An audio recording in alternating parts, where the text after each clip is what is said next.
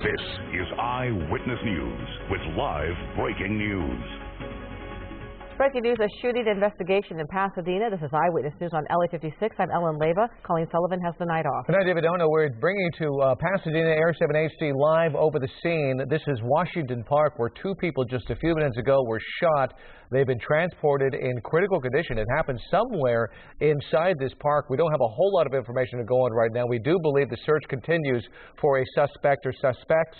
An investigation is going on right now at 700 East Washington Boulevard. That's basically near the parking lot of this park, which you're seeing right now. And traffic is affected between Washington Boulevard and Lake Boulevard. So if you are in the Pasadena area, you want to avoid this area. Plus, the police are looking for any possible witnesses. If you think you know something, if you saw something, contact Pasadena PD. We'll bring you more as we get it. And more breaking news, this time out of South Los Angeles, where two people have been shot.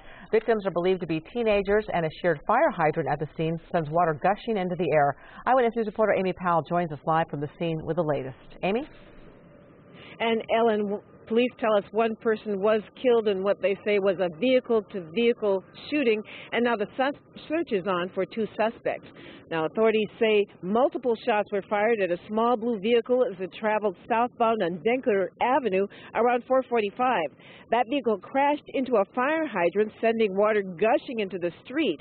An 18-year-old man wounded by the gunfire died at the scene. Investigators say one of the two teenage victims traveling with him was seriously wounded but is expected to survive. The other teen was not hurt. The suspects escaped traveling in a light-colored SUV. At some point, they drove on the wrong side of the road and fired multiple rounds inside, hitting our victim's vehicle. Our victim's vehicle then ultimately crashed here at the fire hydrant there at 68th and Denker Avenue. The two suspects are a male and female. There's not a lot of information about them, but again, they were traveling in a light-colored SUV, and they left the scene continuing southbound on Denker. And as we come back out here live, once again, this investigation is ongoing out here. Authorities are still looking for clues. However, they do say this may be gang-related. Reporting live in South Los Angeles, Amy Powell, ABC7 Eyewitness News. Thank you, Amy. And more breaking news. A police dog has been shot and killed in Hemet. Eyewitness News Inland Empire Bureau Chief Rob McMillan is live at the scene with what led up to this shooting. Rob. Well, David, still a very active scene out here. We heard one very loud flashbang about 5 minutes ago. The Sheriff's Department SWAT team still trying to get that armed suspect out of the home just down the street here. But at the same time, a very sad evening. One of the K-9 officers lost his life in the line of duty. Let's show you some video provided by the city of San Jacinto. These are pictures of Sultan training along with his officer. He had been serving with the city of San Jacinto and the Riverside County Sheriff's Department since 2013. There are about 50 officers gathered at the animal hospital right now, where it's believed he was pronounced dead earlier this evening. Now, this all started around 2:30 this afternoon. Let's show you some ground video here that we got when we arrived on the scene. The SWAT team was also called in this evening. What we understand is there is a barricaded suspect, a wanted suspect, armed with a gun inside one of the homes here, possibly underneath one of the homes here. The Sheriff's Department sent in the K-9 unit, and then he returned outside of the home afterward, covered in blood. It's believed he was shot, and again, he was later pronounced dead. So, very sad evening here as this standoff continues. He's part of the family. He's part of us. He's been in service since the year 2013, so it is a hard thing for us. Just like an officer, you know, what can you, he's here to protect his service. So, of course you're going to have feelings for him. Sad for the dog, you know what I mean? Dogs are like family, you know what I mean? Same thing. So the standoff continues out here in Hemet near the intersection of San Jacinto and Central. It's been going on for several hours out here tonight. A suspect, an armed suspect believed to be barricaded inside the home here. Again, we did hear one very loud flashbang about 5 minutes ago, so the SWAT team still trying to get that suspect out of there. But again, a K-9 officer lost his life tonight. Live in Hemet, Rob McMillan, ABC7 Eyewitness News. That's too bad, Rob. Thank you so much. Search is on today for suspects in what police are investigating as a possible hate crime. A gay man says he was attacked on the street and has the injuries to prove it. Eyewitness News reporter Leo Starworth has the story from West Hollywood. Don Brooks is holding the bloody shirt he was wearing when he was attacked as he walked home 2 a.m. Tuesday.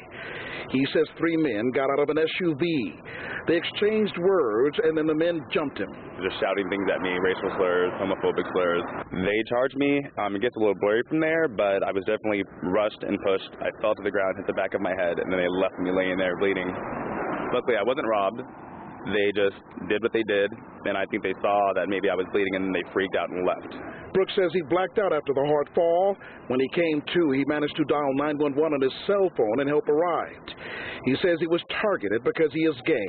They saw me coughing, they saw that I was gay, and they wanted to just feel manly or whatever. These are pictures of Brooks in the hospital with his head bandaged, wearing the bloody shirt. During our interview, he showed us the 4 staples needed to clamp the large gash to his head. 1.5 inch gash in the back of my head. They're 4 staples. I could have just been passed out and laid out there. It just kept bleeding and bleeding and bleeding and bleeding, and who knows when someone would have came over and found me. Detectives are looking for the suspects. They are hoping to get video from surveillance cameras near the scene of the attack. We are currently investigating whether or not it's a hate crime. It was reported as a hate crime. Detectives need your help catching suspects if you can help them. There is a phone number on your screen. It is to LA Regional Crime Stoppers. That's 1-800-222-TIPS. That's 1-800-222-8477. In West Hollywood, Leo Starworth, ABC7 Eyewitness News. Teenage son of a Highland daycare owner has been arrested of sexually abusing at least 3 children while in his care. Investigators fear there could be more victims. Allegations surfaced after the parents of a 3-year-old boy reported the abuse to the San Bernardino County Sheriff's Department. That investigation revealed he was not the only victim, and the 17-year-old suspect was left with the victims unsupervised on several occasions. It's a daycare. We're trusting these people to take care of our kids, and she's leaving them with the minor for this to happen. Daycare is registered under the name Facero Family Child Care. The 17-year-old suspect is booked in juvenile hall and is facing multiple counts of sex abuse. In Yemen, Shiite rebels holding the president hostage in his own home have reached a deal bringing an end to a violent standoff. According to the state's news agency, the rebel fighters agreed to leave the home in exchange for more say in the country's affairs. But the situation has many wondering who really controls the country. Yemen's current president is a key ally in the United States' battle against al-Qaeda, which could grow more powerful in the chaos. And history has been made yet again in Cuba, the U.S. and Cuba holding the first talks of this magnitude since the Cold War. The first meeting about 3.5 hours today, and tonight, the highest-ranking U.S. official to visit in more than 30 years is helping to restore diplomatic relations. ABC's David Muir has new details from inside the historic talks. Early this morning, we flew into Havana, Cuba, just 90 miles from the U.S. Once we arrived, we quickly learned that on the streets of Havana, it is nearly impossible to find anyone who doesn't know this is an historic moment for Cuba. But at this hour, word of the first hurdle. Cuba wants the U.S. to stop giving Cuban immigrants who reach U.S. soil special status, allowing them to stay in the U.S. The U.S. tonight vowing that will not change. We drove to find a former U.S. embassy here stripped of its title, shut down, shortly after Fidel Castro took power. Cubans, aware of the tension at the time, lining up before the embassy could close to apply for American visas. The waiting list, months long. And this is that building today. You can see the heavy security behind me, the officers on the corner here. We were here as members of the U.S. delegation arrived a short time ago because there is great hope that this will soon become the U.S. Embassy again. Tonight, the images of the Americans now returning for the talks. On so many streets here, scenes frozen in time. The American cars from the 50s. When Fidel Castro took power in 1959, he shut down imports of American cars. 60,000 vintage cars still driven here. And inside them, families with new hope that their relatives in America will now visit more easily. In the driver's seat, Carlos, just 25, proud to show me his car in pristine condition.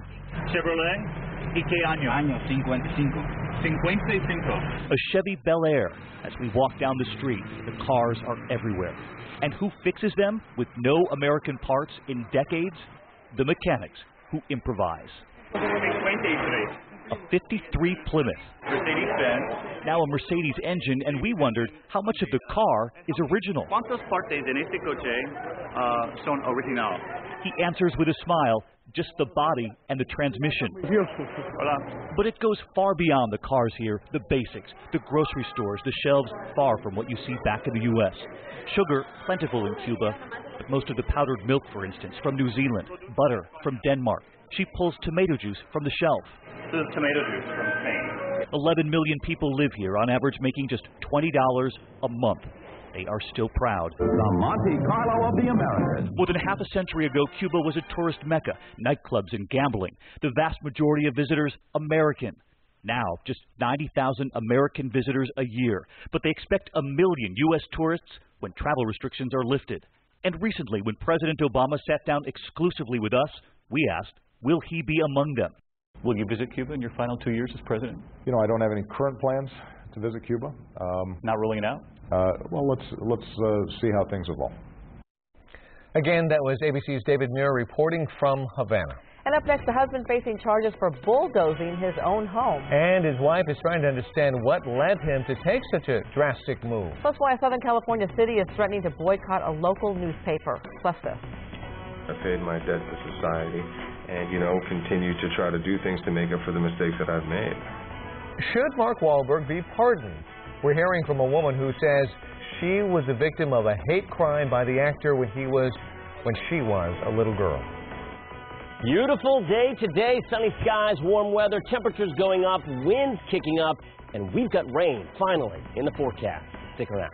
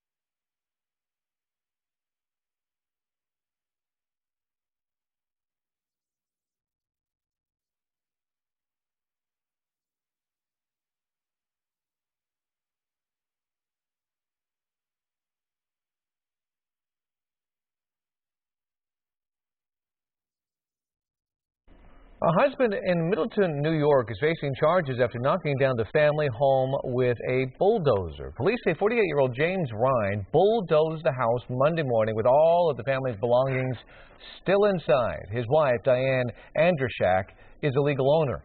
She says she came home to an empty lot and still hasn't gotten any answers from her husband. We weren't fighting, we weren't arguing. I don't know what happened. I don't know anything. Well, the house was apparently undergoing a renovation. Investigators say Ryan told them it was in such bad shape it couldn't be repaired, so he just got rid of it. Utility crews had to rush out to shut off the gas, water, and electricity. Ryan is charged with criminal mischief and is out on bail. Wow. City of Carson threatens to boycott a local paper, claiming the Daily Breeze unfairly portrays the city in a negative light. Eyewitness News reporter Rob Hayes has both sides of the story. It's not unusual for the Daily Breeze newspaper to hear from a disgruntled reader threatening to cancel a subscription. But it is unusual when a city makes that threat. Prohibiting the use of city funds to advertise in or subscribe to the Daily Breeze. Jim Deere is the mayor of Carson, where the city council is considering a boycott of the Daily Breeze.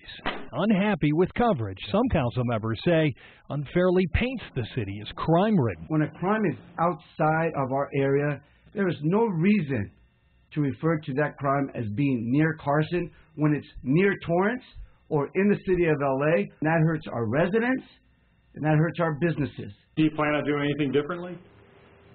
No. Michael Anastasi is the executive editor and vice president of Los Angeles News Group, the company that owns the Daily Breeze and 8 other daily newspapers in Southern California. He says Carson's proposed boycott caught him off guard and is most likely the result of recent stories that focused on controversial actions by some Carson city officials. We tell good stories and bad stories. We tell whatever the story is. And we're not going to be dissuaded from that mission. I think newspapers are essential to democracy, but they go over the line in unfairness. The proposed boycott has been relatively low profile. Carson residents we spoke with hadn't really heard about it. You guys support the city of Carson. I guess they know more or less what they're doing, so I'm all for it. I like the Daily Breeze. I like the LA Times as well. I mean, keep them both. Meantime, Mayor Deere has delayed the newspaper vote indefinitely. But even if the council does dump its Daily Breeze subscriptions, don't expect the newspaper stock to plummet. According to the mayor, the city only gets 2 copies of the paper each day. In Torrance, Rob Hayes, ABC7 Eyewitness News. Well, get ready to say aw, because this next video is just too cute. When you're feeling down, there's nothing like a good friend who understands. Keepers at the Zoological Wildlife Foundation in Miami caught these 2 capuchin monkeys acting just like good friends. The sad little one on the left is Angelica. Her buddy is Toby. Officials say Angelica was upset because she was in timeout for playing aggressively with a puppy. Good thing Toby was there to comfort her, though. Caregivers gave their Instagram video the hashtag #AlmostHuman. Actually, the rumor is Angelica got the forecast wrong and is she must quite upset. Just because she doesn't work here. If she worked here, that wouldn't happen. Absolutely. Right. I heard her Xbox was taken away, and she was very upset. Her cell phone could have been any of those things. By the way, I don't do ah. I do like an O. Oh. What does that mean? You think I think you're odd. Okay, let's move on to the weather. She speaks for all of us. This has been a wonderful moment for me, and self-esteem is rock bottom. Thank you. No, I'm just kidding, guys. Hey, talk about feeling good. Today was fantastic. Temperatures were warmer than yesterday. Sunshine abound. The sun heading down over Malibu or behind Malibu, however you want to phrase that. It was just a nice one today. 71 in downtown Los Angeles. Normally we're at 68. That is warmer than yesterday. Hey, we got a warming trend. We've got winds kicking up, and then we've got some rain in the forecast. The 3 things we talked about last night: the winds, the warmth, and the wet, and the wane. The wane is what David called it. The rain is all still in there for the 7-day. Downtown is 60 degrees right now. Let's head around Southern California and see what's going on. It's freezing in Hemet and Big Bear. 38 right in Wood, 60s. Still 68 in Ontario. Nice mild evening for you, 66 Van Nuys. We have an offshore flow. It's keeping us warm, and it's going to get warmer. Hey, in fact, this is a 24-hour temperature change map. So what this is showing you, it is 10 degrees warmer than it was this time last night in Burbank, 11 degrees warmer than it was this time last night in Ontario, and about that in Van Nuys.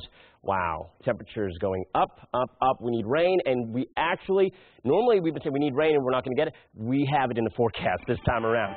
We got to wait a few days, though. Right now, high pressure is our weather maker. You see this arc right here. So we're getting that wind out of the north-northeast. That's a warming Santa Ana wind for tomorrow. And we'll actually have a bit of a breeze kicking up as you go in overnight tonight into Thursday morning, as you head up into the mountains and the valleys of LA and Ventura County, and also around San Bernardino and Riverside County and the Santa Ana Mountains. We are going to see those winds through about noon to 2 p.m. tomorrow. In fact, The National Weather Service has a wind advisory, sort of a low-end wind advisory, through 2 p.m. tomorrow for the southern counties here around San Bernardino and Riverside County for the valleys, and also for those Santa Ana mountains right there in the OC. So we're going to watch out for some winds tomorrow. Not going to be a huge problem. Temperatures will start warming up as a result of the direction of those winds off of the mountains. 77 in LA for a high tomorrow, and in Long Beach, lower 70s to mid 70s in the IE, 76 Mission Viejo. Warm, and it only gets warmer from here on in. Look at the weekend. 80s in your 7-day forecast for LA Metro and Orange County. And then Monday, Tuesday, Wednesday, we have an interesting weather pattern setting up where we should see some moisture really pump into the area, bring the temperatures way down. Showers in the forecast. This is a little ways off, but hey, right, it's been a consistent day-to-day for the last 2 or 3 days that we've been seeing this. So really 2 days. So that bodes well for hopefully something to shake up by Tuesday and Wednesday. Valleys IE for tomorrow all the way through Sunday. You are in the mid to upper 70s to the lower 80s, but it will be breezy for tomorrow and in through Saturday and Sunday. The beaches look good into the upper 70s for the weekend, and next week we have some showers for you on Tuesday, Wednesday. The mountains, breezy, and I'd say cool, and then getting mild into the weekend, and you have a shot at some rain, not snow, next Tuesday, Wednesday. The high desert will be breezy and mild as well throughout that 7-day. More weather coming up in a few minutes. Back to you guys. Thank you, Jonathan. Tonight we are hearing from one of the victims of Mark Wahlberg's racially motivated attacks during his time as a teenage delinquent in Boston. As we've reported, Wahlberg wants to be pardoned, saying he's turned his life around and is a much different person now.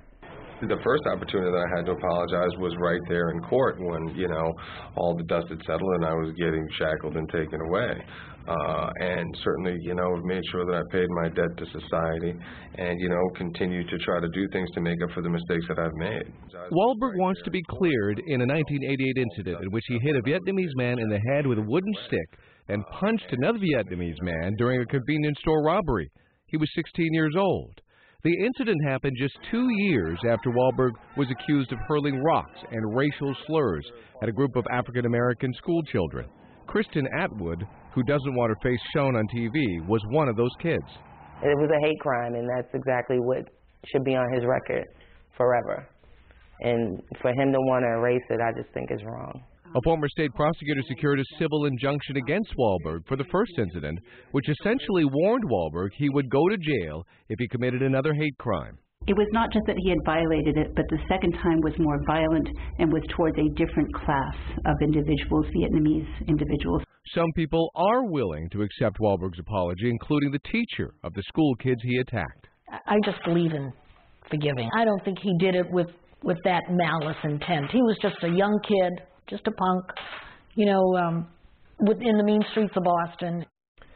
It's up to the Massachusetts State Parole Board to hold a hearing on Wahlberg's request for a pardon and send its recommendation to the governor. Up next, frat members in big trouble after ransacking a ski resort. Plus, yes, that is Sylvester Stallone in a selfie, and we're talking to the local guy surprised by the action star on the famous Rocky Step. And the measles outbreak in Southern California has many people questioning whether their vaccines will protect them. What you need to know.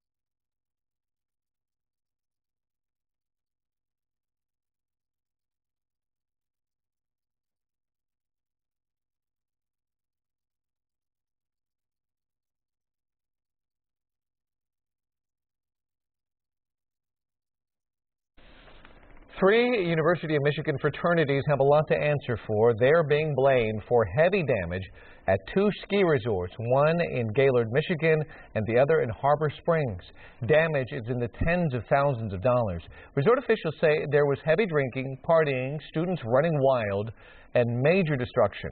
The university issued an apology and says the students will be disciplined and the damages paid in full. It's one of those must-dos for anyone visiting Philadelphia. Run up the steps of the art museum just like Rocky did in the movie. So when Azusa Pacific students Jacob and Andrew went to visit their friend Peter, a recent grad who now lives near Philly, they naturally wanted to give it a go. They went and raced up the stairs, got to the top, and who did they see? Rocky himself, Sylvester Stallone. And if ever a situation demanded a selfie, this was it. We hear out of nowhere, "Oh, hey, you guys ran up those pretty fast. You're making me look bad." And we're like, "Who said?" And we look over and we're like, "Oh my gosh, it's Sylvester Stallone." Peter ran up and told him, "You don't have to stop walking. You can keep going. We just want to take a picture with you." But he stopped and turned around and told us to look tough, and we took the selfie. Turns out Stallone was there to work on the next Rocky movie, which will be number 7.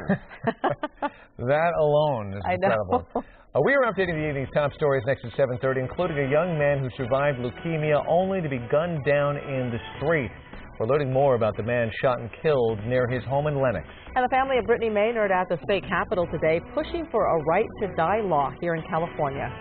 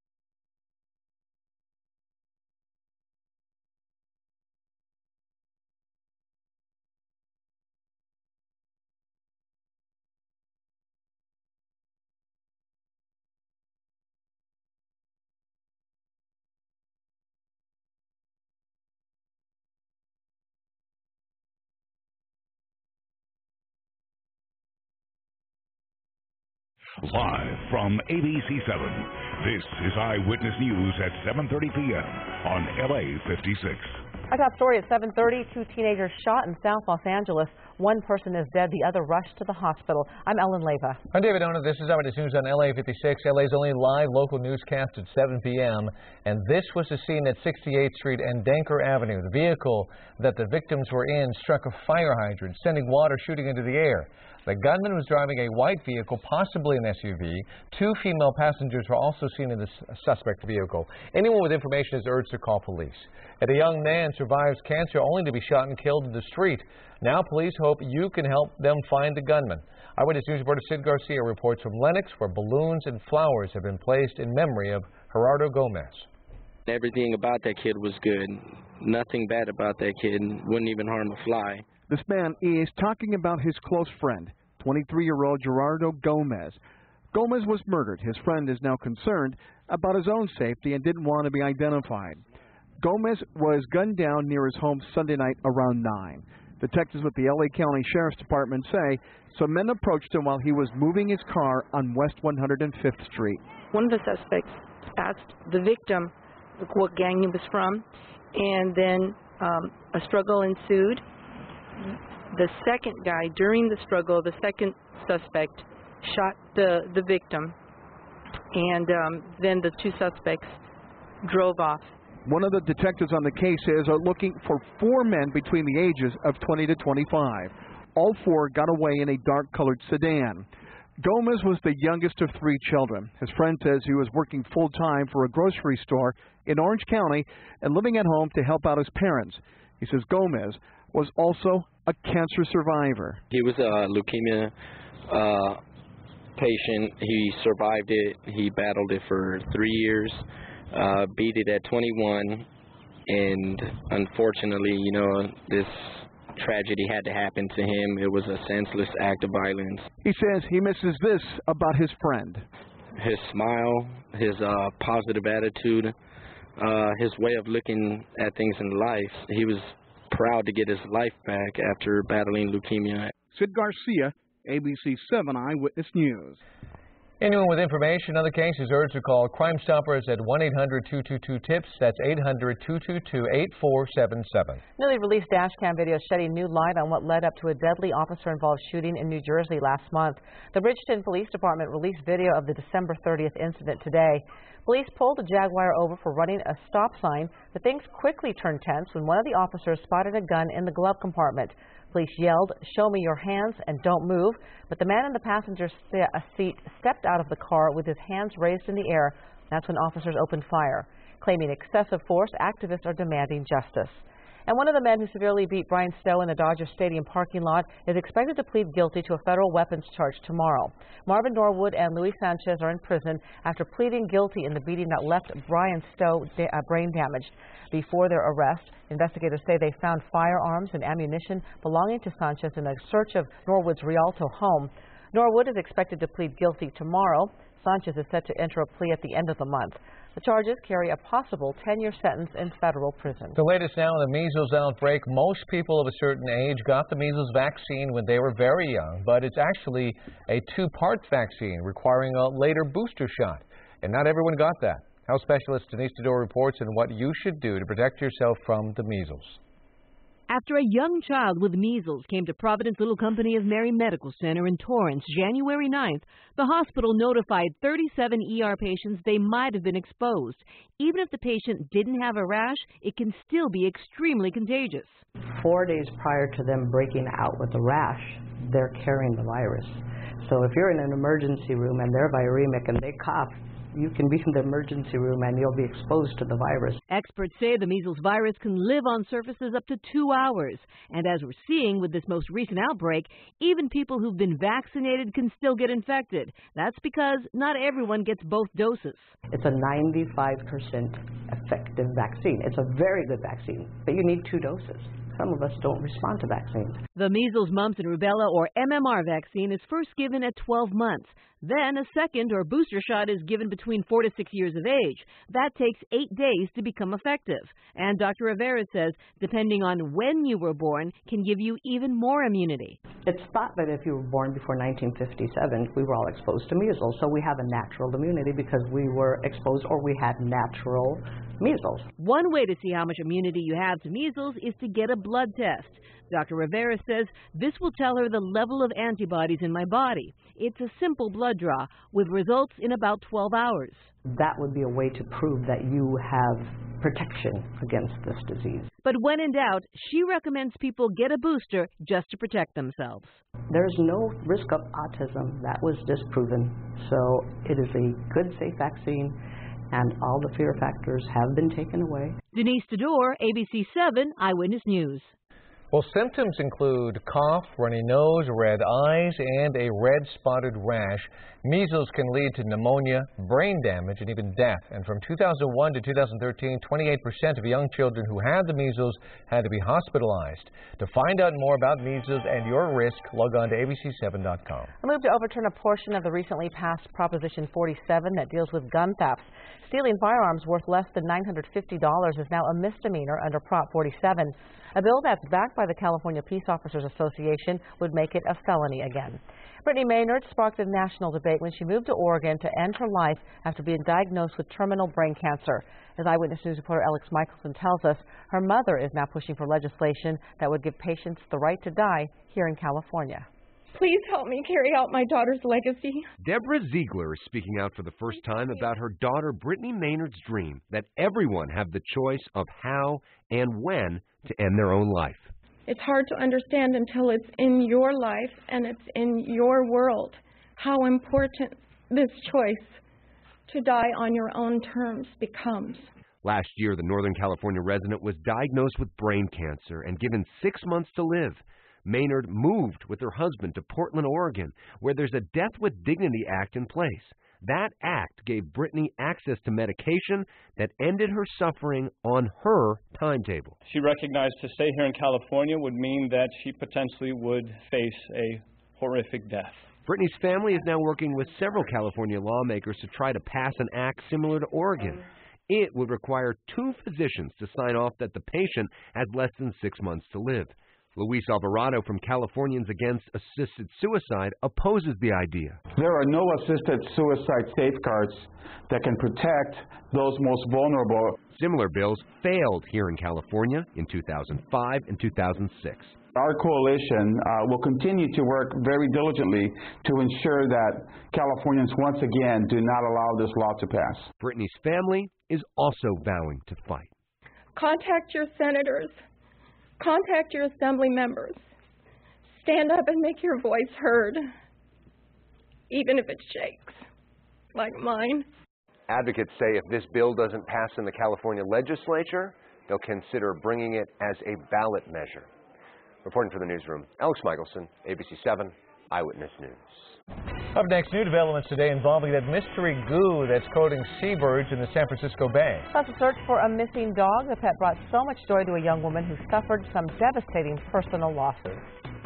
Well, it's time for some winter. We do finally, in fact, have some rain in the forecast. I will detail that and the heat also that's in there coming up.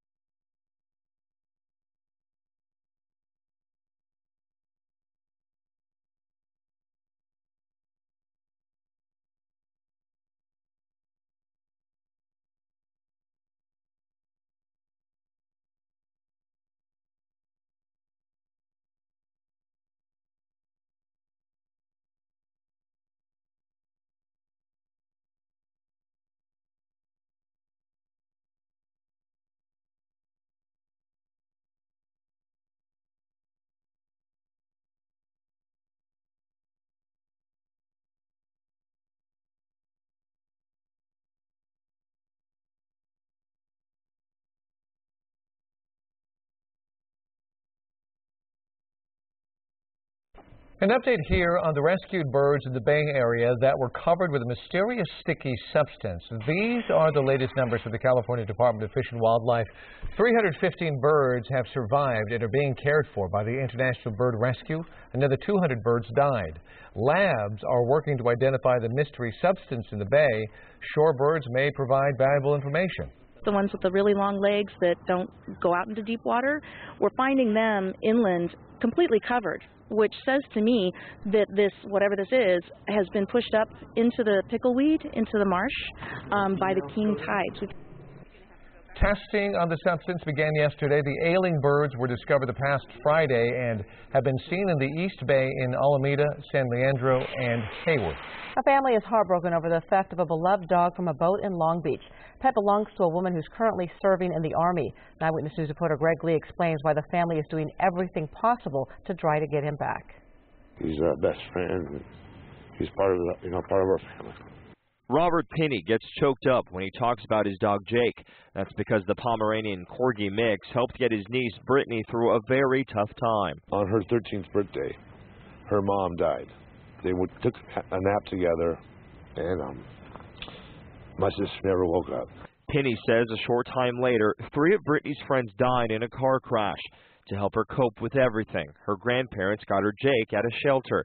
The two became inseparable, celebrating birthdays and Christmases together until Brittany left for college, then the Army, leaving Jake with her uncle. My promise was to her to take care of her dog until she's ready to have him back.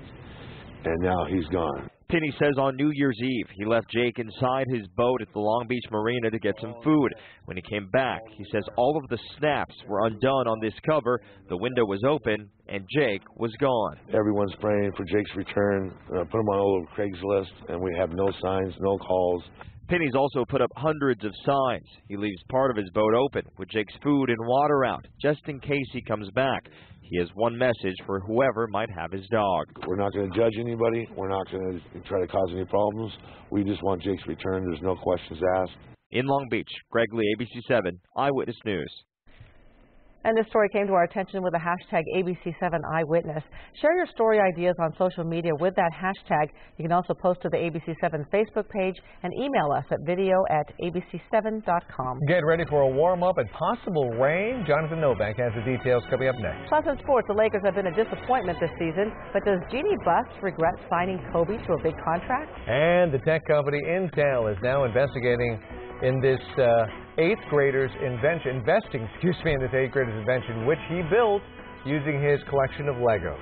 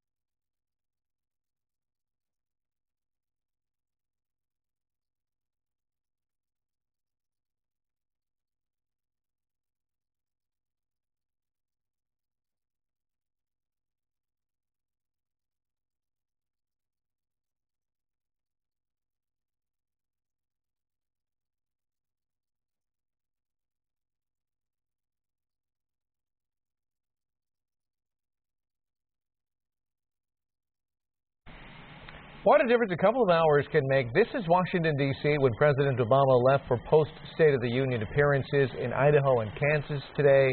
Then that big winter storm rolled in, and while the White House and the Capitol were covered by a blanket of new snow, a winter weather advisory is in effect for the D.C. metro area with temperatures down to freezing. And Leesburg, Virginia is right next door to the Capitol. Take a look at this fascinating video. It's quite beautiful. It was shot by a camera mounted on a drone.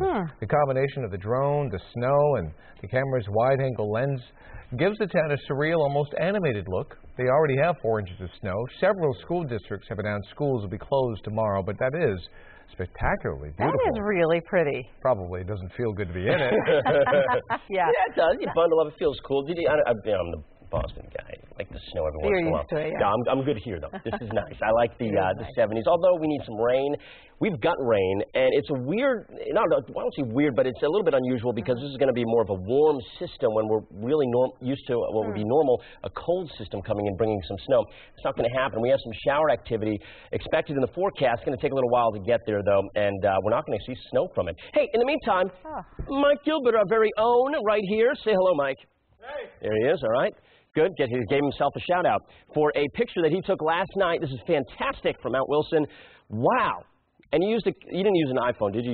Use the camera? Use an SLR. Wow, that is a great shot. So thanks for sending that in 5 feet away from me tonight.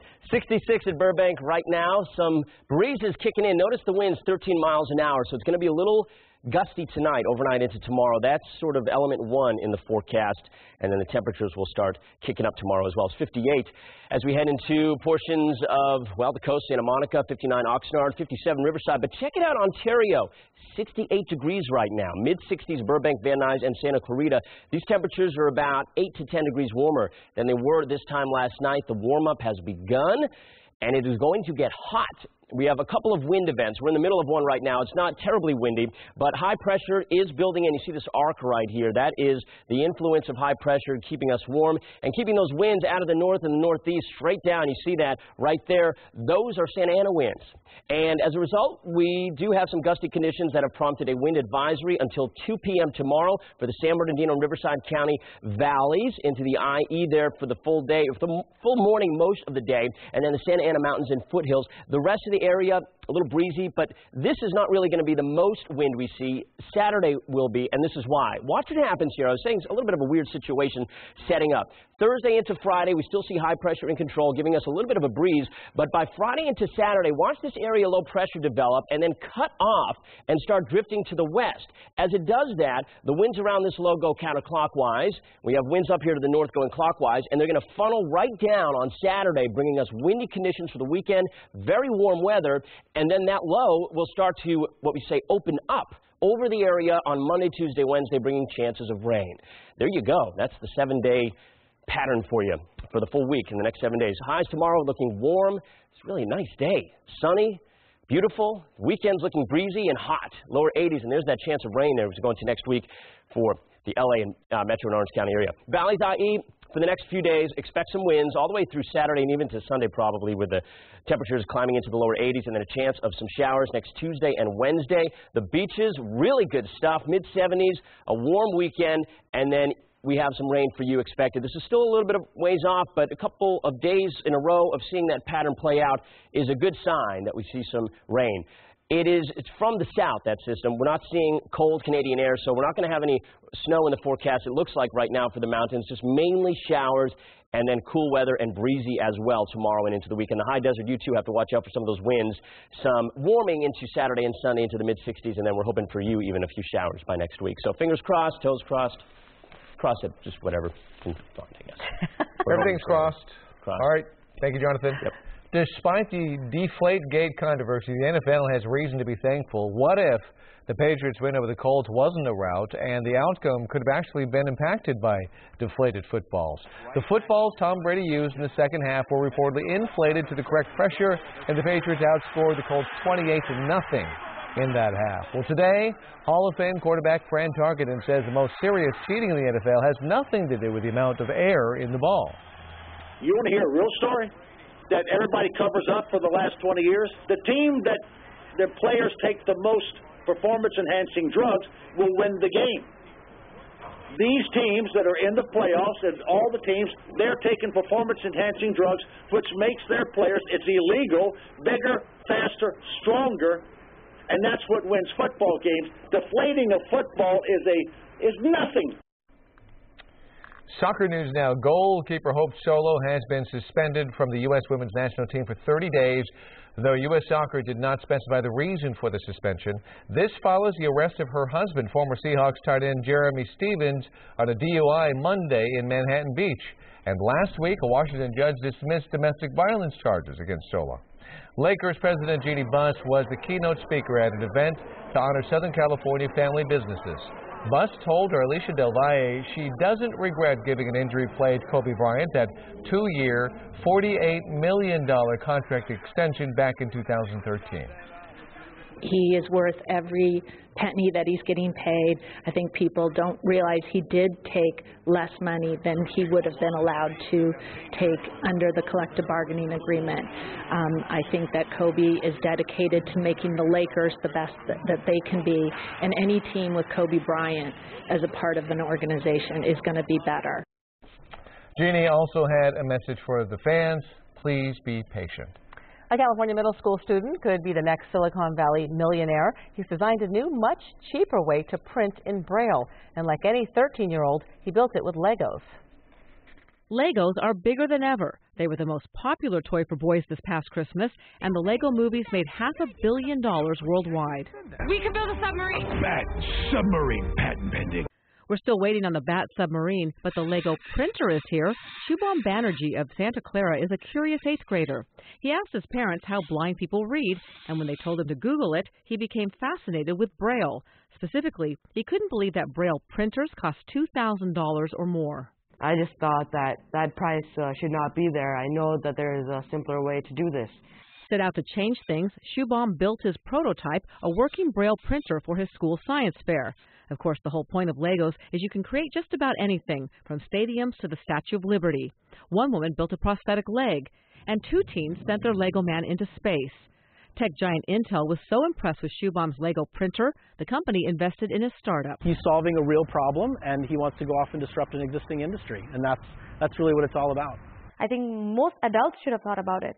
And coming out of my 13-year-old, I do feel very proud. Shubham's updated model has more traditional computer parts, no more Legos needed. The printers will cost about $350 when they hit the market this year. You're never too young to start a company. Now that's pretty awesome. Everything is awesome. Everything is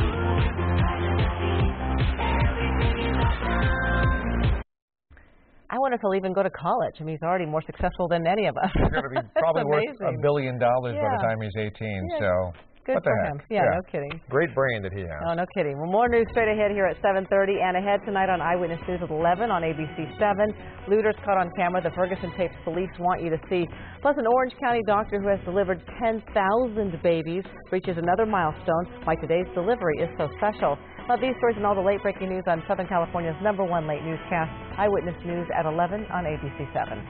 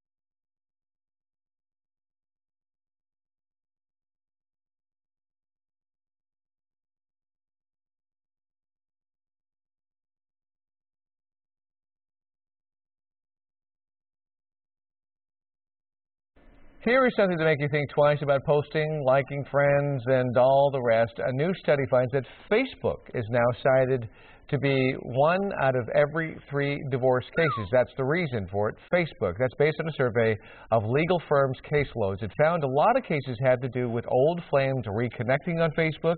Not only that, divorce lawyers say Facebook posts and tags and pictures are all very much admissible, and that posting any proof of infidelity on Facebook is like handing it to the opposing lawyer on a silver platter. Keep that in mind. Today is National Hugging Day. Whether it's greeting a good friend or just hugging it out to end an argument, the simple act of physical contact can actually be good for your health. So why are hugs healthy?